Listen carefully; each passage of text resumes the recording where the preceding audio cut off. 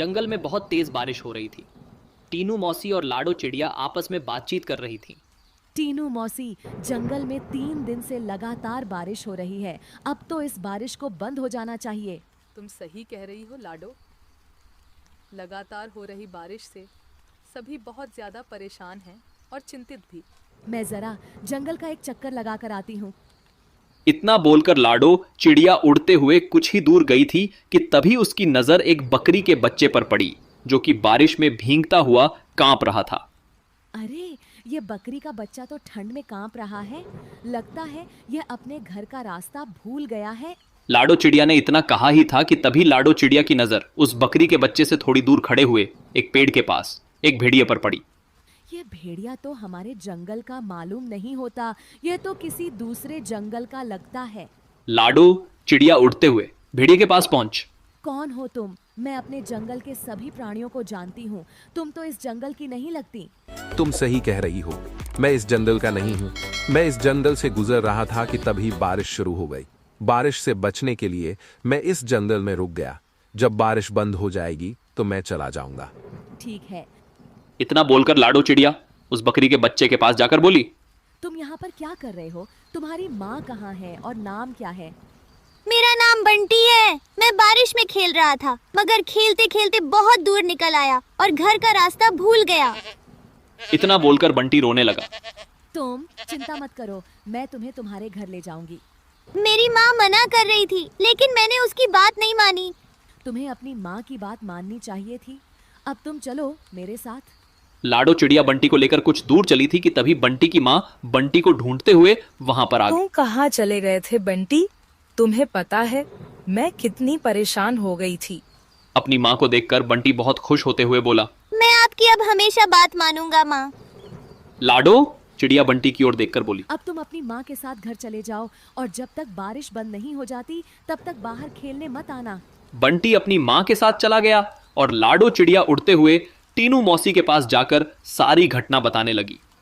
लाडो की बात सुनकर टीनू मौसी बहुत गहरी सोच में पड़ गई। टीनू मौसी, आप इतनी गहरी सोच में क्यों डूब गई? कहीं वह भेड़िया उस मासूम बकरी के बच्चे को नुकसान पहुंचाने की तो नहीं सोच रहा था ना? अरे नहीं टीनू मौसी, वह भेड़िया तो खुद डरा। समा पेड़ के नीचे खड़ा हुआ था। बारिश बंद होने के बाद वह चला जाएगा। अगले दिन बारिश थम गई। लाडो चिड़िया धूप का आनंद ले रही थी कि तभी कालू चिड़िया वहां पर आकर लाडो चिड़िया से बोली, अरे लाडो, तुम यहाँ आकर बैठ गई हो और वहां पर बेचारी एक बकरी फूट फूट कर रो रही है। कौन सी बकरी फूट फूट कर रो रही है? मुझे नहीं पता। वह बेचारी अपने बच्चे को ढूंढती फिर रही है। उसका कहना है कि उसका बच्चा कल रात से घर से लापता है। चलो मेरे साथ। लाडो चिड़िया कालू चिड़िया के साथ तुरंत वहां पर चली गई। उसने देखा वह बकरी बंटी की माँ थी। लाडो चिड़िया उसके पास जाकर बोली, क्या हुआ? तुम रो क्यों रही हो? कल मैं अपने बंटी को घर पर ले गई थी। सुबह जब मेरी आंख खुली तो वो घर से गायब था। मैंने पूरा जंगल छान मारा, मगर वो कहीं नहीं मिला। तुम घबराओ मत, मैं अभी उसे तलाश करती हूँ। लाडो चिड़िया बंटी को ढूंढने लगी। तभी उसकी नजर एक पेड़ के नीचे उसी भेड़िए पर जा पड़ी, जो कि आराम से लेटा हुआ था। लाडो चिड़िया उस भेड़िए के पास जाकर बोली, क्या तुमने बकरी के बच्चे को कहीं देखा है? वही बकरी का बच्चा जो कल बारिश में भीग रहा था। मैंने किसी बकरी के बच्चे को नहीं देखा। वैसे तो तुम कह रहे थे कि बारिश बंद होने के बाद तुम यहाँ से चले जाओगे। हाँ, चला जाऊंगा। तुम तो ऐसे बोल रही हो जैसे कि इस जंगल की रानी हो और यहाँ पर तुम्हारा ही अधिकार चलता है। अरे, मेरी जब मर्जी होगी मैं यहाँ से चला जाऊंगा। लाडो चिड़िया अपने मन ही मन में बोली, मुझे तो इस भेड़िए पर शक हो रहा है। मुझे जंगल के राजा शेर से इसकी शिकायत करनी होगी। लाडो चिड़िया जंगल के राजा शेर के पास चली गई और सारी घटना बताते हुए बोली। मुझे इस भेड़िए पर शक हो रहा है। तभी शेर क्रोधित होकर लाडो चिड़िया से बोला, इसका मतलब वह भेड़िया सही बोला था। तुम हमेशा जंगल के प्राणियों के खिलाफ मेरे कान भरती रहती हो। आपको क्या हो गया महाराज? तभी लाडो चिड़िया ने देखा वह भेड़िया गुफा के दूसरे हिस्से से निकलकर बंटी के साथ वहां पर आकर शेर के सामने खड़ा हो गया। लाडो चिड़िया हैरत से इस दृश्य को देखने लगी। महाराज, जब मुझे पता चला कि ये बकरी का बच्चा कल से गायब है तो मैं जंगल में उसकी तलाश के लिए निकल गया। मगर मैं जानता था कि ये लाड़ू चिड़िया मेरे खिलाफ आपके कान जरूर भरने आएगी, इसलिए मैंने आपको पहले ही सब कुछ बता दिया था। महाराज, इस लाड़ू चिड़िया के कारण ही दूसरे जंगल का कोई भी प्राणी आपके जंगल में नहीं आता है। शेर लाडो चिड़िया की ओर देखकर बोला। और तुम कह रही थी कि इस भेड़िया ने बेचारी बकरी के बच्चे को मार डाला, मगर यह तुम्हारे आने से पहले ही इसे यहां सही सलामत ले आया। तुम्हें अब सजा मिलेगी, तुम्हें जेल में डाल दिया जाएगा। इतना बोलकर शेर ने अपने सिपाहियों को आदेश दिया और लाडो चिड़िया को एक पिंजरे में बंद कर दिया। शेर भेड़िए की ओर देखकर बोला, तुम्हारी जब तक मर्जी हो तुम यहां पर रह सकते हो। भेड़िया खुश होकर वहां से चला गया। इधर कालू चिड़िया इस सारे दृश्य को देख रही थी। वह तुरंत टीनू मौसी के पास पहुंच गई और सारी घटना बताते हुए बोली, कुछ कीजिए।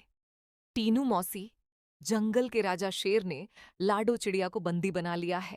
टीनू मौसी गहरी सोच में डूबते हुए बोली, जब लाडो ने मुझे बताया था कि वह भेड़िया एक पेड़ के नीचे खड़ा हुआ उस बकरी के बच्चे को देख रहा था, मुझे तभी कुछ ना कुछ गड़बड़ लग रही थी। जो भी हो, लेकिन आप कुछ भी करके लाडो चिड़िया को उस पिंजरे से बाहर निकालिए।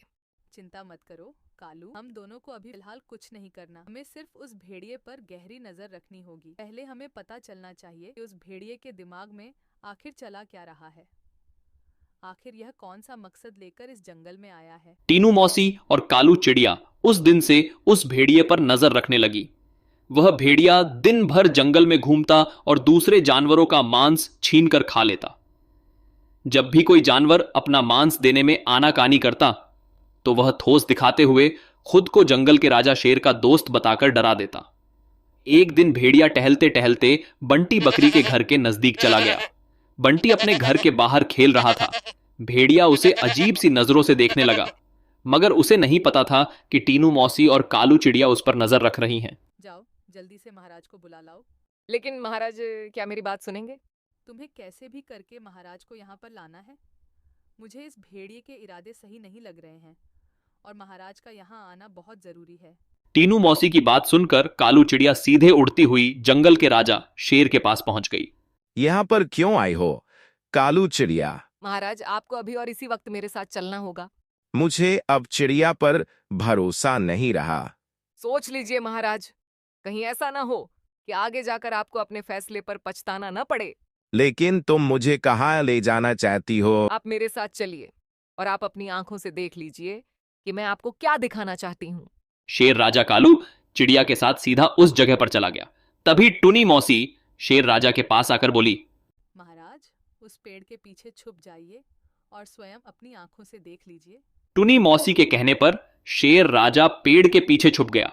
भेड़िया बंटी बकरी के करीब आकर उसे देखते हुए बोला, आज तुम्हारा मांस खाने का मन कर रहा है।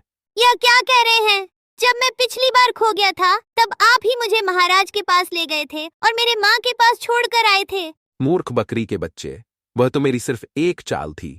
मैं जानता था कि जंगल में लाड़ो चिड़िया सबसे तेज दिमाग की है। मैंने उसे फंसाने की योजना बनाई थी। मैं कुछ समझा नहीं, ये आप क्या बोल रहे हैं? जब तू सो रहा था तब मैं चुपके से तुझे अपने मुंह में दबाकर जंगल के दूसरे हिस्से में छोड़ आया और जंगल के इस मूर्ख शेर ने रानो चिड़िया को ही दोषी मान लिया। लेकिन अब मुझे कोई खतरा नहीं। अब अगर मैं तुझे खा भी जाऊंगा तो जंगल का राजा शेर कभी विश्वास नहीं करेगा। तुझे खाने के बाद मैं जंगल में अपनी मनमानी शुरू कर दूंगा। इतना बोलकर भेड़िया बकरी के बच्चे के ऊपर हमला करने वाला था कि तभी शेर दहाड़ता हुआ वहां पर आ गया। शेर को दहाड़ता हुआ देखकर भेड़िया पूरी तरह से घबरा गया। अच्छा, तो यह थी तुम्हारी चाल। तुमने जंगल की सबसे ज्यादा समझदार और मेरी विश्वसनीय पक्षी को मेरे ही हाथों बंदी बनवा दिया। मैं तुम्हें जीवित नहीं छोड़ूंगा। ना बोलकर शेर ने भेड़िया को उसी समय मार दिया और टीनू मौसी की ओर देखकर बोला, मुझे क्षमा कर दो टूनी मौसी, मुझसे गलती हो गई।